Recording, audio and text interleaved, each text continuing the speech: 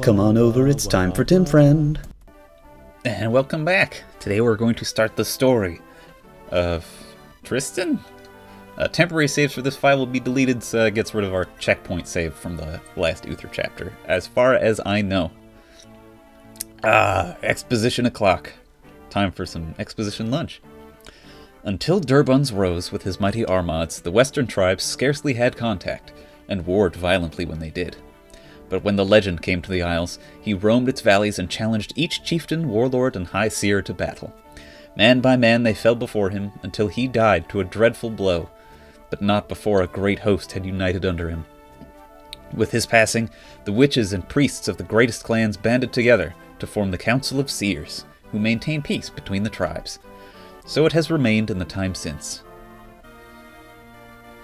Recently, however, old rivalries have been resurfacing, and with the tensions turned inward, the outer holdings have fallen prey to Etrurian profiteers, by force and by bribe alike. Western youths have been conscripted by the dozen to work in mines and foresting camps for a bare pittance. Missing and presumed to be among them is the chief of the Tristan. The Tristan is a tribe, a clan, descended from the Titan Atlas. The chief's son, Dara, promised son, de Tristan, holds safe what remains of his village against the hungry reaver clans of the nearby ranges, once proud peoples like his own, now driven to desperate and inhuman acts. The Dara and his orphan friend Reno, bizarre, work tirelessly through the nights to keep the villagers hidden and safe. In the darkest hour of one such night watch, they discovered that these local instabilities are the least of their concerns. An intertribal fight? Now, we got quite a bit of exposition to go through before we can get to the chapter. That's okay, though. I'll be here, I'll hold your hand the whole way. Ugh. Not the biggest fan of that mug, but whatever. O crystal ocean, font of all wisdom and grace, I stand humble before you, the lowly eye of the people. Grant me truth, O gods, that I may be its voice. I like that art, though.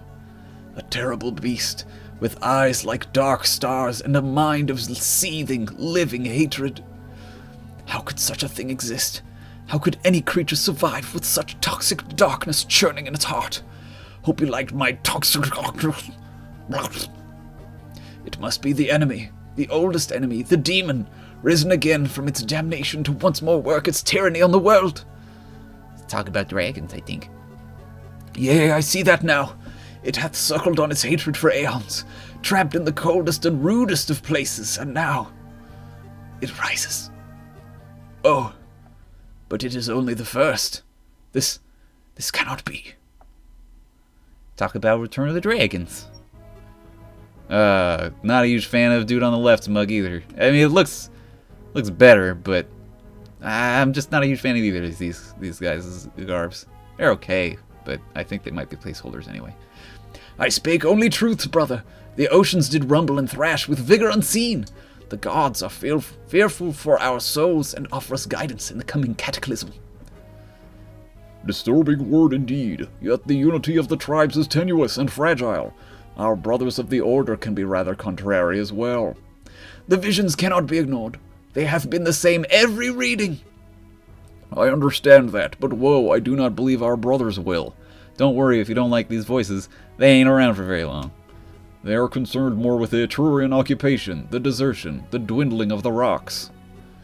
All important, but all very local. This is a worldly matter. Oh, there's a typo. This is a worldly matter? One of catastrophic consequence. Aha! What is it, brother? It is as ye say, this is a matter of concern to the world entire. I have a plan, dear brother. Calm thyself, and return to reading the waves, instead of weeding the raves. Thou would not act without the assent of the council. At times it is better to apologize than to ask for permission. Leave this with me. I will see that things are set upon the correct course. Ellipsis. Very well. And then we don't see him again. Good, because that shit was murdering my voice.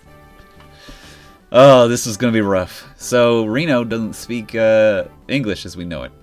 I do like the little work in progress watermark in the background, though. It's a little cat face is cute. Tristy, if Eves took, I worry. He'll be fine. Eves, it's just the dry twist again. All that moving around earlier brought it about. Dry twist, implying to be a disease. I warned against it, for I foresaw this. The Arath has little strength to waste. But what do I know? I'm still yet a boy to my people, unfit as a man or a leader. I could stand before a tsunami and they still wouldn't heed me. It's interesting that they would know of tsunamis, considering it's a pseudo-Europe. So, Kai Pao, you did so high? It feels foolish to expect that this will truly save our tribe. Besides, there's every chance the Mountain Reavers will come while I'm away winning by manhood, find our hiding places, and slaughter everyone. This conversation's a little hard to follow. Apparently, so the Tristan tribe doesn't really have a leader. They just have the Dara, the promised son, in the guy on the left. We'll just call him Tristan. So one of the Council of Seers comes to Tristan, tells him that to become like a super dope dude, you have to do this thing. But if Tristan leaves, he's worried that his clan's just going to get wiped out in his absence, and he's taking his friend Reno with him. But Yidhanjai, if I can become Ima, something, we can marry one of our neighbor clans and finally take back our lands. We could resume hunting and fishing, fly the traders' sails again, even begin settling and farming like the Easterai do. Uke pao. Kuke. Ohe. Ohe. Uehe ohe. Fuck. Only if we succeed in our quest will the ghosts make us whole again. The ghosts? Not sure what they're talking about. And what could go wrong? All we must do is convince the world of a secret apocalypse and get them to unite their kingdoms against it. So the Seers are basically telling Tristan to go tell the mainlanders about the thing and unite them, hopefully. And a ghost told you this? My favorite person in the game, it's Celeste. What bullcock. I would not just lightly, Commander. The ghosts are the hand of the Council of Seers, and the Council sees all.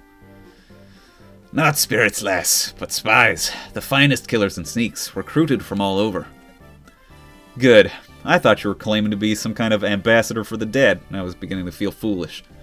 But if it's the prestigious Western Council paying my purse, I'll retire famous as well as rich. Bring on this apocalypse, I say. Oh yes, Ivsk. Guy, this is very difficult to say with my human mouth. Right. I'd have you refrain from bragging too loudly until the job is done. We cannot know what forces work against us, even now. You're the client. Who's this with you? I wasn't aware we'd be protecting two. Oh, my apologies. This is Reno, my lifelong friend and blood brother. He's been at my side for so long that I tend to forget he is there. Tehai. A pleasure. Come, let's aboard. I'll introduce you to Shen and Gato. Does anyone recognize the man on the right? It is Fargus, the pirate captain from Fire Emblem 7. We get to see him a little bit before he becomes Pirate Boy. A real Pirate Boy, I guess. I'll introduce you to Shen and Gato. They're fresh and Etrurian, but don't let that fool you. They're solid fighters. What do you say, Captain? Is everything in order for cast-off? Just say the word, Cully. Set sail for Hemda. Hemda being somewhere to go, I guess. Fuck off. On Chichi Etruriam. Trisive well? Eanu. But I suspect you are right. The mines set up by the Etrurii are still unlicensed, so it would make sense to use free traders such as these. Yet we are bound by the very same obligation. We cannot cause vexation to the man we are Nelta for. Not sure what he's talking about. Gonna be real. Even Lu's brother. The council is divided on this, but we must not be. Our quest is of global concern. It cannot become mired in the conflicts of our homeland. If our brothers continue enslaving themselves to the inlanders, then it must be so. If we are to fail, a worse fate awaits them and the Etrurii both. Mr. Tristan? Oh, this is Shen Gato. I've heard it that your government is divided into factions and has no central leadership to speak of. Who do you represent exactly? Ah, Mr. Shen and Mr. Gato. Gato? Yes, that is one way you could interpret things. In which case, you could say I represent the interests of the Seers of the Waves, those who read and prophesize and have no hands in the fate of the tribes. like the guy who was talking about the demon earlier. They are often at odds with the seers of the mountains, who are concerned with the propagation of the sacred bloodlines. Lastly, there are the seers of the flame, who seek the fulfillment of old prophecies. Together, the three groups make edicts for the tribes to follow, but in all other matters each tribe sees to its own ends. Kashad Ivisethbarum, Soas Ivisaham. What in the nine hills are those noises he's making? Is he putting a curse on us? Dehieson. Gosh. He's speaking the dialect of his tribe, who live in anonymity. He was just saying that it is likely that the Wave Seers were acting alone when they sent us our command. I do not think it is so, because we were promised things that the Wave Seers cannot deliver. Zoasir. Which your friend thinks means you have been played a fool. You understand that, Balderdash? Some languages are universal. I don't know why I'm giving a little bit of southern accents, but there's a lot of deep-faced stoic boys already, so gotta change that shit up. Could you lads do me a favor and fetch the captain for me? No problem. Also, they're kind of country bumpkins, so fuck it. Don't want to give them the classic prestigious British accents of foray. What do you want, Tristan? You're hauling precious cargo, right, Captain? Cargo the Westeri might begrudge you possessing? Well, I'll be the first to admit that my people aren't shy about taking what they think is rightfully theirs. Don't you think we should head into deeper waters and get away from these coasts? Don't be a fool. That'll drive us right into the heart of pirate territory. Pirates won't know we're coming. As long as we aren't becalmed, we should be able to sweep through before they come to learn of us. The Westeri, on the other hand, are watching us at every leg. They're just waiting for a chance to jump. I can feel it. I can't lie, they might feel some ownership over what I carry. For whatever queer reasons. All to, swing us starboard. Let's get some distance between us and the coast. Starboard is right. Are they going north to get away from the Western Isles? Interesting. You're making a mistake, Captain. These are colony lands. The folk here are too busy drinking and dicing to make trouble. I can't risk it, lass. Hope we don't regret this. Trust me, Commander. I know what I'm about.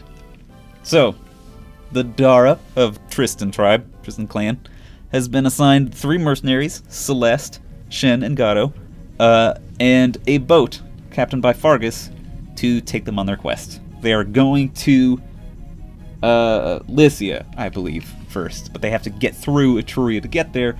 Etruria, known for enslaving the people of the Western Isles for their camps. There's some political shit going on. As this music and this first line might imply, we're coming up on the first chapter battle, so I hope everyone enjoyed this entire video of story stuff, but I will see you guys next time. Bye, everybody.